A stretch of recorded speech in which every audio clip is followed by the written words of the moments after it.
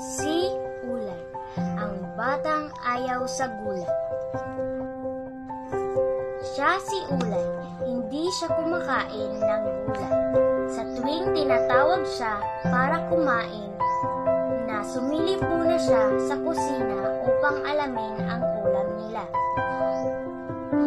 At sa tuwing gulay ang ulam, siya ay nagkukulong sa kwarto at umiiyak. Anak, tahan na, huwag ka nang umiyak.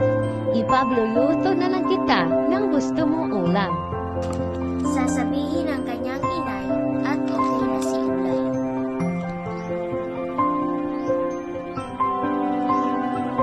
Isang araw, nagkasakit si Ulay.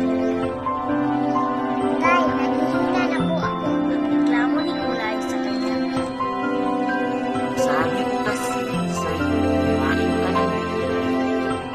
Ito ang magpapalakas sa iyo at magdalayo sa iyo sa sakit.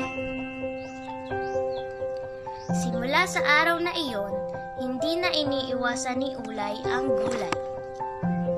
Simula man ay di niya nagustuhan ang lasa, ay unti-unti niyang nagustuhan ang lasa nito.